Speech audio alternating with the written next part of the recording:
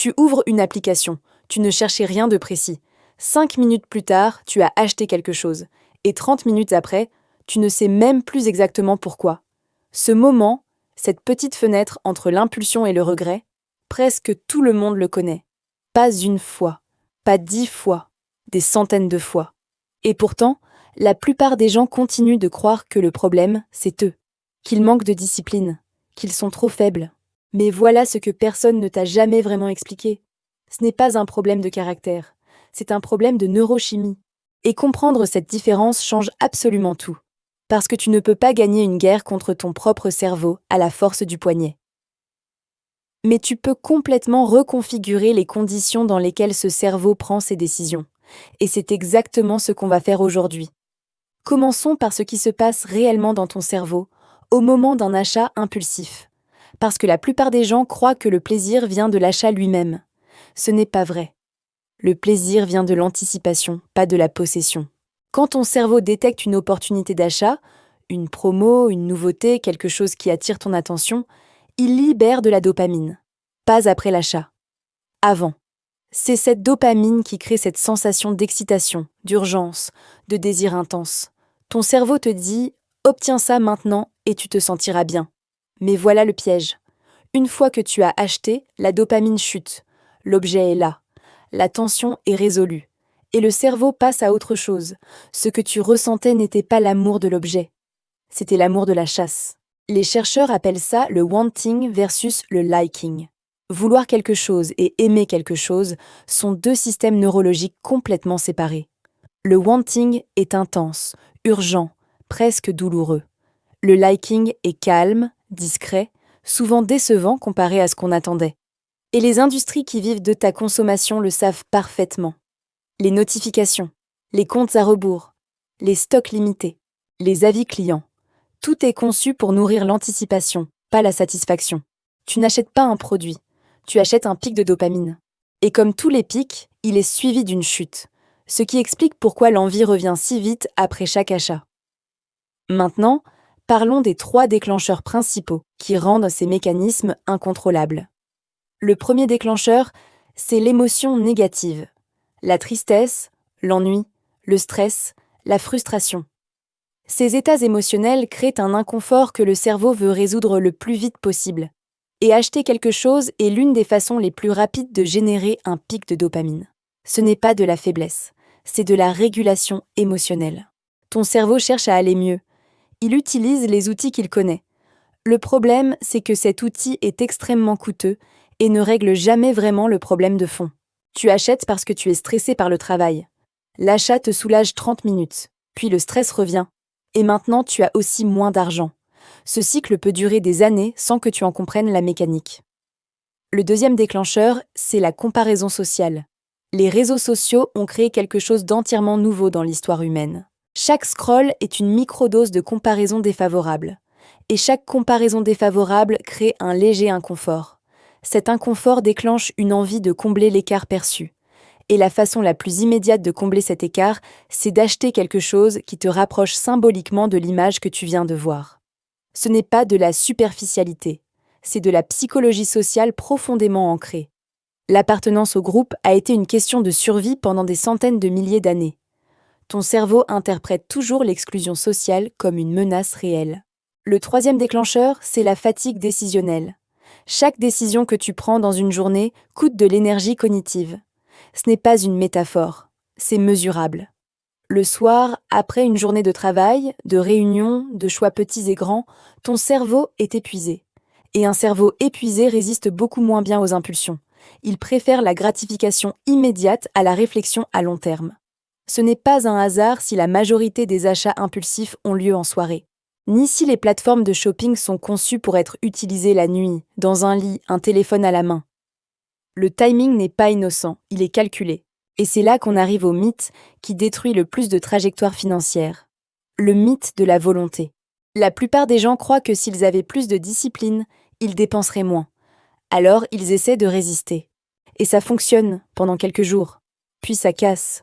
Et ils se sentent encore plus coupables qu'avant. Voilà la vérité inconfortable. La volonté est une ressource limitée. Elle s'épuise dans la journée, exactement comme ton téléphone se décharge. Et tu ne peux pas compter sur une ressource qui sera systématiquement vide au moment précis où tu en auras le plus besoin. Les études sur l'autocontrôle sont sans appel. Les gens qui semblent avoir le plus de discipline ne sont pas ceux qui résistent le mieux aux tentations. Ce sont ceux qui s'exposent le moins aux tentations. Ils ne comptent pas sur leur volonté. Ils construisent des environnements où la volonté n'est presque jamais nécessaire. C'est une différence fondamentale. L'un combat son cerveau, l'autre reconfigure les conditions dans lesquelles ce cerveau opère.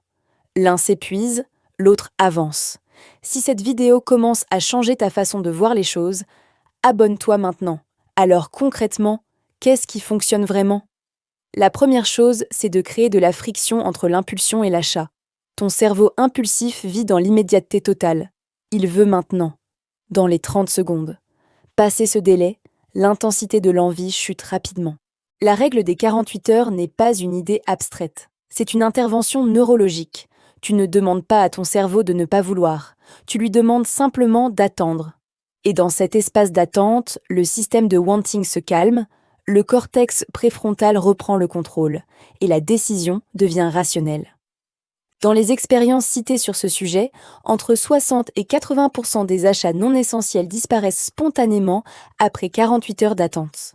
Pas parce que la personne s'est forcée à ne pas acheter, parce que l'envie n'était plus là. Elle n'a jamais été à propos de l'objet, elle était à propos d'un état émotionnel passager. La deuxième chose, c'est de supprimer les accès faciles. Les cartes enregistrées sur les sites, les applications de shopping sur le téléphone, les notifications promotionnelles, les newsletters des marques.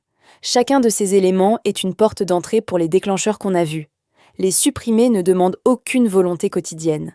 C'est une décision unique qui te protège en permanence. Un cerveau qui ne peut pas acheter en 3 clics ne peut pas acheter impulsivement. La troisième chose, c'est d'identifier tes déclencheurs personnels. Tout le monde a un profil d'achat impulsif légèrement différent. Certains achètent quand ils sont stressés, d'autres quand ils s'ennuient. Observer ce pattern sans jugement est l'étape la plus puissante. Parce qu'une fois que tu sais ce qui déclenche tes impulsions, tu peux intervenir en amont, avant même que l'envie se manifeste. Si tu achètes quand tu es stressé, la question n'est pas comment résister à l'envie d'acheter quand je suis stressé. La question devient qu'est-ce que je peux faire d'autre pour gérer ce stress? Marcher, appeler quelqu'un, écrire, faire autre chose, pas pour être vertueux, pour court-circuiter le chemin neurologique avant qu'il se forme. La quatrième chose, et c'est la plus contre-intuitive, c'est de te donner de la permission. Beaucoup de personnes qui essaient de contrôler leurs dépenses tombent dans une logique de restriction totale. Elles s'interdisent tout. Elles se jugent pour chaque envie. Et cette restriction crée une pression qui finit toujours par exploser. Un week-end de dépenses excessives après 3 semaines de privation. Les gens qui ont vraiment résolu ce problème ne s'interdisent rien de façon absolue. Ils définissent un espace délibéré pour les dépenses plaisir. Une enveloppe mensuelle, fixe, pour tout ce qui est non essentiel.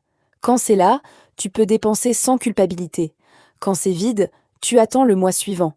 Cette structure fait quelque chose de puissant psychologiquement. Elle transforme la dépense plaisir en décision consciente plutôt qu'en réaction impulsive. Et elle élimine la culpabilité, qui est elle-même un déclencheur d'achat émotionnel supplémentaire.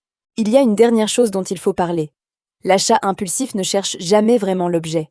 Il cherche un état intérieur. La sécurité, la reconnaissance, le contrôle, le soulagement. Des besoins profondément humains, complètement légitimes. Le problème n'est pas d'avoir ces besoins. Le problème est de les confier à des objets qui ne peuvent pas les satisfaire durablement. Parce qu'un objet peut donner 30 minutes de dopamine, mais il ne peut pas donner de la sécurité réelle, ni de la reconnaissance durable, ni du contrôle sur ta vie. Et c'est précisément là que la transformation financière rejoint quelque chose de beaucoup plus profond. Quand tu commences à comprendre ce que tu cherches vraiment derrière chaque achat impulsif, tu commences à pouvoir le chercher ailleurs. Les gens qui sortent définitivement du cycle de l'achat impulsif ne deviennent pas des personnes sans désir. Ils deviennent des personnes dont les désirs sont alignés avec ce qu'ils construisent vraiment. Ils dépensent moins, non pas parce qu'ils se privent, mais parce qu'ils ont moins besoin de compenser. Parce que la sécurité intérieure n'a plus besoin d'être achetée. Et progressivement, quelque chose change dans leur rapport à l'argent.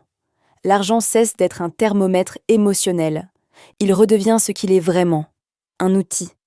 Un outil qui peut construire de la liberté, si on arrête de le brûler pour acheter du soulagement temporaire. Ce chemin ne commence pas par une grande décision radicale. Il commence par une seule compréhension. Ce n'est pas ta faute d'avoir un cerveau câblé pour l'impulsion. Mais c'est ta responsabilité de construire les systèmes qui travaillent avec ce cerveau, et non contre lui. Parce qu'au final, la discipline n'est pas une question de force, c'est une question de design. Si cette vidéo a changé ta façon de voir tes propres dépenses, abonne-toi maintenant. Parce qu'ici on décortique les mécanismes réels qui influencent l'argent et la liberté financière. Et la prochaine vidéo risque de changer encore une fois ta façon de voir les choses.